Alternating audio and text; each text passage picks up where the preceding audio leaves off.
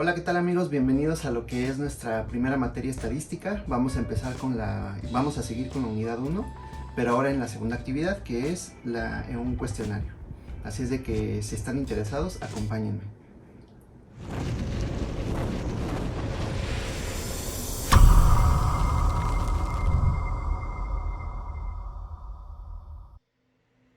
Hola, ¿qué tal amigos? El día de hoy vamos a continuar con lo que es nuestra plática de la maestría en finanzas. Estamos dentro de lo que es el área propedéutica y la materia de estadística. Continuamos con la unidad uno, que es la naturaleza de la estadística, y a continuación vamos a hacer la actividad 2, que es el cuestionario. Para ello, pues aquí tengo mi carpetita de estadística, la naturaleza de la estadística y el cuestionario. Y a continuación se los voy a presentar. Aquí tengo el cuestionario. Son unas cuantas preguntas que nos hicieron, las cuales pues, se las voy a decir para que tengan una noción de lo que es esta unidad. Bueno, dice la estadística. Unidad uno, la naturaleza de la estadística. Y actividad número 2, que son ejercicios. Bueno, he de recordarles que, como les dije, les quité a todas mis tareas, mis trabajos y todo, le quité todo lo que viene siendo cualquier indicio de la universidad, etcétera, etcétera, para que no haya ningún problema.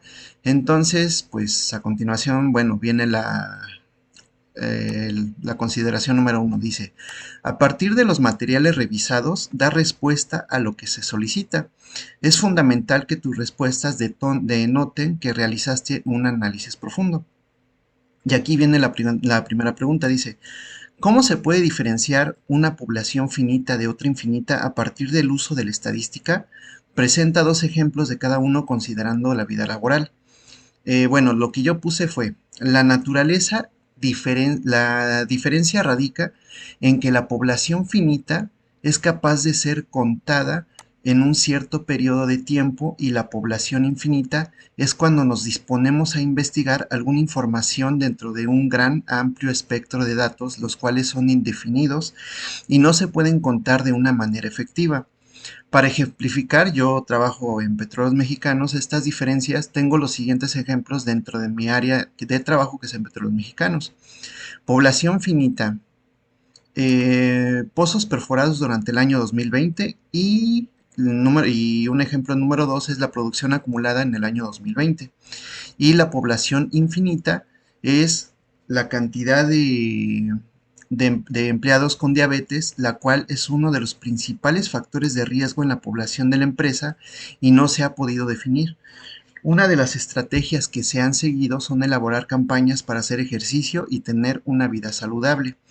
Y un ejemplo número 2 es la cantidad de hidrocarburo que se tiene en el subsuelo, ya que para el cálculo se establecen modelos matemáticos y simulaciones numéricas y podemos estimarlo. Sin embargo, no se puede saber realmente en número y aún faltan muchas áreas por explorar, por lo cual anualmente se calculan las reservas de hidrocarburos, pero todo es estimado y bajo probabilidades basadas en datos físicos de rocas y cálculos numéricos. Como yo les había dicho en un principio en el video anterior, cuando yo me refiero a una población finita y población infinita, no necesariamente significa que sea una población de personas. Puede ser una población, como aquí yo digo, de pozos, o una población de producción, o una población finita de, por ejemplo, de goles de fútbol. A eso es a lo que se refiere. Una población finita no tanto son las personas, sino un conjunto de datos que pueden ser contados. Pueden ser materiales, personas o cualquier tipo de rubro. Y una población infinita es lo mismo. O sea, no necesariamente son personas, pueden ser objetos, materiales o lo que sea. Bueno, número 2. Dice, explica la diferencia fundamental entre la investigación de índole cualitativa y cuantitativa en la vida profesional. Yo lo que puse fue lo siguiente: la investigación de índole cualitativa se basa en características que se quieran estudiar y se pueden representar como un número de medida, como el sexo, la nacionalidad, etc. La investigación de índole cuantitativo Se basa en unidades reales que se pueden medir como edad, distancia, etcétera. Si aquí se da, bueno, aquí les digo, la diferencia fundamental en la vida profesional es que en algunas ocasiones en los estudios se van a tener estas dos variables que se conjugan entre sí. Por ejemplo, el sexo, que es cualitativo, de la plantilla de una empresa, que es cuantitativo. Siempre hay que tener en cuenta estos conceptos para lograr una perfecta interpretación de datos sin llegar a traslaparlos.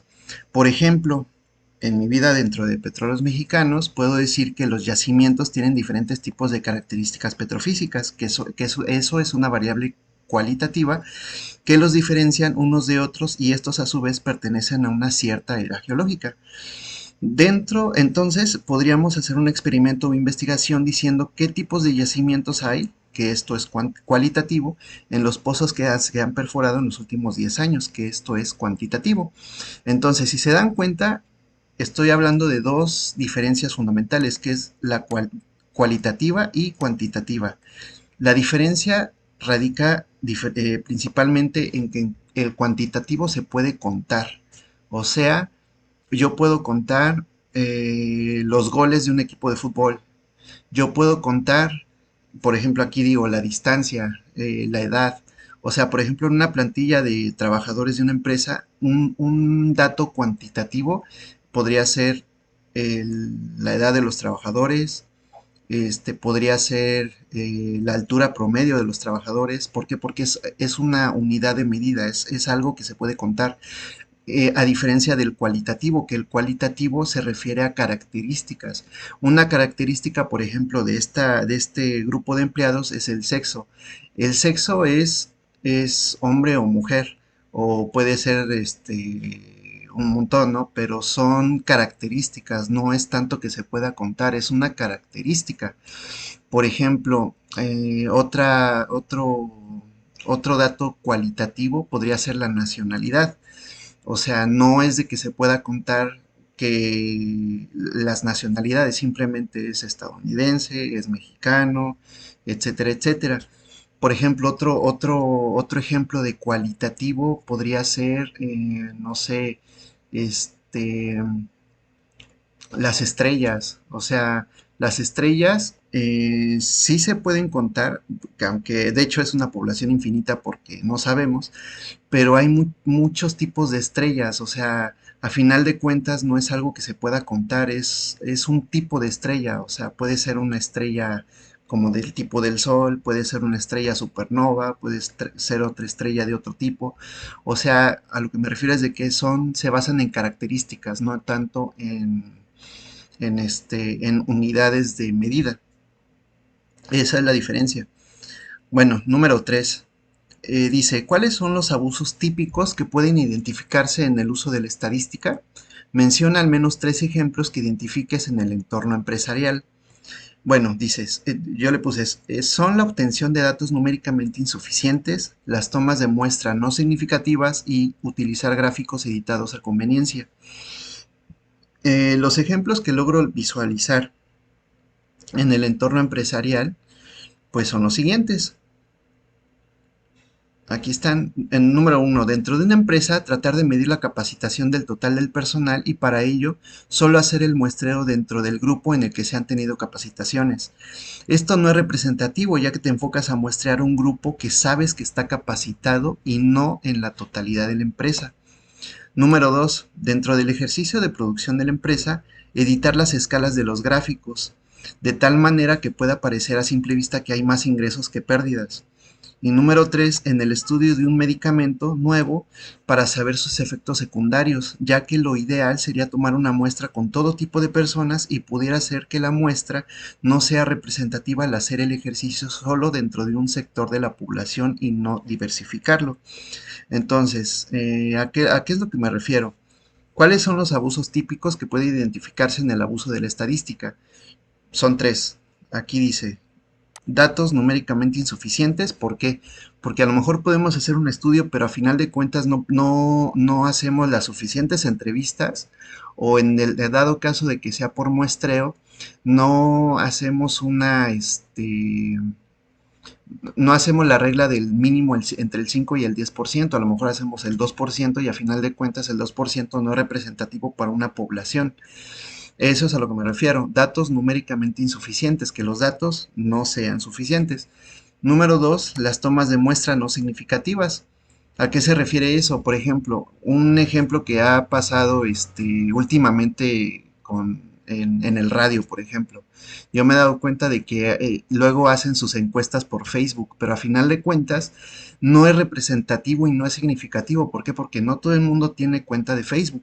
Entonces, a final de cuentas, se está nada más enfocando en una cierta población que tiene una cierta cuenta y que siguen a cierto noticiero. O sea, a final de cuentas no es representativo porque solo se enfocan a una cierta parte mínima de la población, no lo diversifican.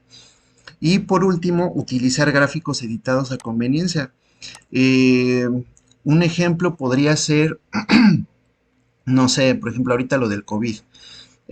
Podríamos hacer una gráfica eh, editada en el aspecto de que pudiéramos tomar los puntos que fueran a lo largo de la semana, por ejemplo, si se han dado cuenta, al menos aquí en México, el número de infectados menor, generalmente son los domingos y los lunes.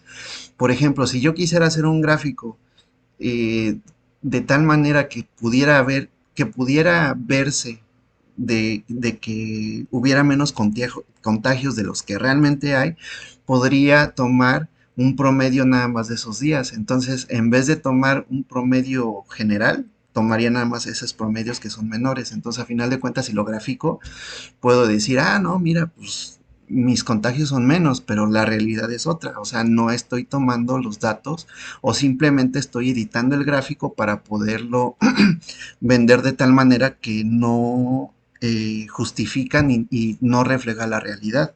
Esto igual puede ser, por ejemplo, a lo mejor alguien que no sepa, puedo poner un gráfico logarítmico, ¿no? Entonces a lo mejor tú dices, ay, no, los ingresos son fenomenales y ya después, ya no hay tanto, ¿no? Ya se estabiliza, pero a final de cuentas es un gráfico logarítmico que no te da necesariamente un reflejo de la realidad para los que no saben que es un logarítmico, ¿no? Pero bueno. Bueno, la número 4 dice, ¿cómo puedes hacer el cálculo del tamaño de una población de una región si solamente cuentas con los siguientes datos del año anterior? El total de defunciones fueron 52.800 y se sabe que también existe una proporción de 32 muertes por cada 704 habitantes. Realiza una estimación y agrega el resultado. O sea, lo que nos están preguntando es de que por cada 52.800 personas, bueno, perdón, hay 52.800 defunciones y por cada 704 habitantes hay 32 muertes, entonces es simplemente una regla de 3. Entonces la operación matemática es sencilla, ya que tenemos un total de defunciones, que en este caso le puse la variable xt y por cada x de muertes hay un y de habitantes, entonces lo que hago es xt entre x por y es igual a la población total, que es 52.800 defunciones entre 32 muertes por cada 704 habitantes, que en total entonces la población es de 1.161.600 habitantes. Entonces que de una población de 1.661.600 habitantes hay 52.800 defunciones. Bueno, la número 5 dice, ¿de qué manera puedes obtener la opinión sustentada, que es insesgada, de los habitantes en un municipio respecto a las preferencias o no de construir una nueva vialidad? Sustenta tu respuesta. Yo le puse, primeramente cabe mencionar que al ser un municipio se entiende que la población es menor que en la Ciudad de México, resultando en un universo de datos menor. Ahí ya nos estamos dando más o menos una idea. Dice, el ver que la población es menor, lo que yo recomendaría sería realizar una encuesta con pocas y sencillas preguntas que me dieran un enfoque más real de los beneficios y adversidades que la población manifiesta, así como de sus necesidades. Para ello se tomaría muestras y lo haría en lugares públicos como el centro del municipio, en centros comerciales y en lugares cercanos a la construcción de una nueva vialidad. esto de forma presencial. A su vez, en la página oficial del municipio invitaría a todos a participar, pero no haría la encuesta electrónica porque se prestaría a la duplicidad de opiniones tanto en encuestas de manera física como electrónica, además de que solo me estaría enfocando a las personas que tienen acceso a Internet. Una vez obteniendo los datos, aplicaría el método de investigación definido previamente antes de realizar las encuestas y obtendría los resultados. Entonces, ¿qué estoy diciendo aquí? Que a final de cuentas, para construir una vialidad, lo que haría sería realizar una encuesta o un censo de las personas a las cuales les va a beneficiar y a las cuales les va a dar una adversidad. A final de cuentas no lo haría muy general. ¿Por qué? Porque como estamos hablando de un municipio, pues es algo muy, muy local, muy pequeño. Número 6 dice, ¿cuáles son las principales ventajas y desventajas que identificas al aplicar un censo o una encuesta? Menciona al menos tres de cada uno. Bueno, dice, ventajas. La obtención de respuestas a un problema. Desventajas, se requiere de tiempo y personal capacitado para aplicarlas. Número 2. Ventajas, mayor objetividad por ser datos obtenidos mediante estos métodos. De desventaja, se requiere de financiamiento para solventar los gastos derivados de estos métodos como sueldos, papelería, etcétera. Y número 3, mejores resultados. Como ventaja y desventaja, en algunas poblaciones es inseguro realizarlas. El censo y la encuesta, como saben, es presencial, o sea, una encuesta es de ir como el censo del INEGI, es estar yendo a las casas, o una encuesta es estar yendo al centro comercial o cosas así, es presencial. Entonces, como yo les comento de ventajas, pues hay, los datos son obtenidos persona a persona, pero desventajas, pues es más caro, en algunas zonas es inseguro, entonces pues es peligroso, el personal no lo puede hacer cualquier personal porque pues debe de ser en teoría alguien que sepa realizar una encuesta porque debe de haber una cierta empatía entre el encuestado y el encuestador. Entonces, a final de cuentas, sí hay ventajas y desventajas. Número 7. Se han realizado 40 entrevistas a un grupo de empleados que fueron contactados de manera espontánea cuando salieron de su trabajo. ¿Los resultados podrían extrapolarse hacia el resto de los empleados? Es una pregunta. Justifica tu respuesta. En total, la empresa cuenta con 20,000 empleados.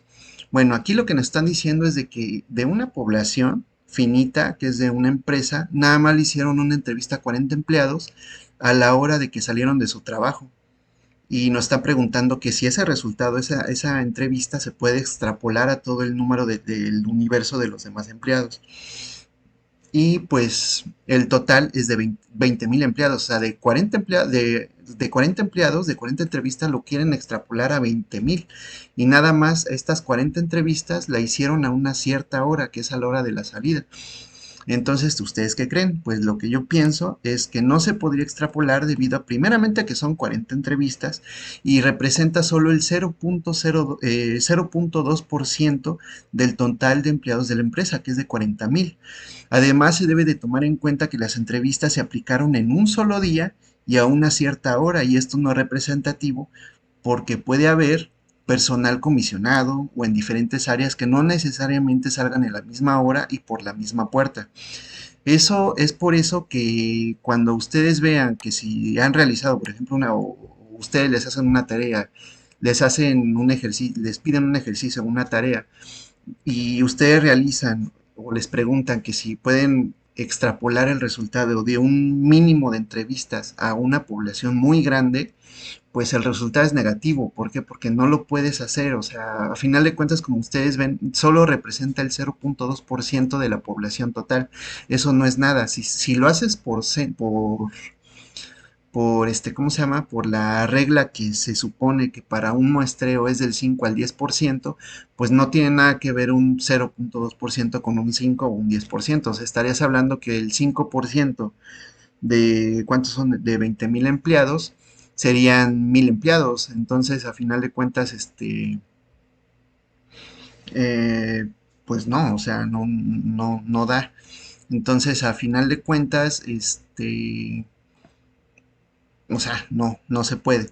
Entonces, bueno, incluye las referencias bibliográficas en formato APA. Todo esto Es un resumen de lo que viene siendo el libro Estadísticas para la Administración de la segunda edición del año 2016 de los autores Rodríguez, J. Piedrant y A. I. Rodríguez, y del libro Introducción a la Estadística en versión electrónica del autor Ross S. en el año 2014.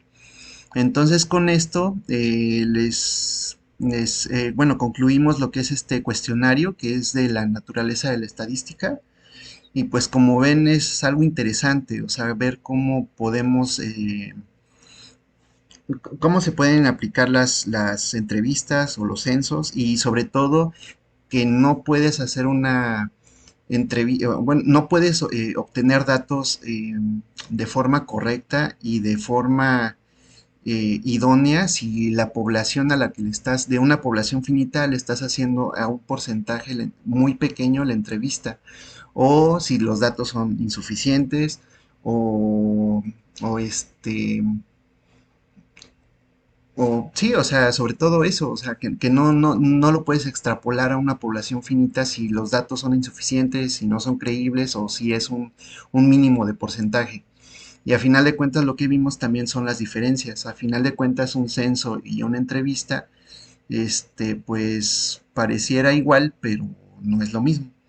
Entonces, y las ventajas y desventajas. O sea, a final de cuentas el censo y la entrevista, ventajas son que son mucho más creíbles, tienes al encuestado aquí frente a ti, pero desventajas pues es muy caro y es mucho más tiempo. Entonces, pues con esto concluimos lo que es la, este, la materia de estadística, unidad uno nada más, y la actividad 2 que es un cuestionario.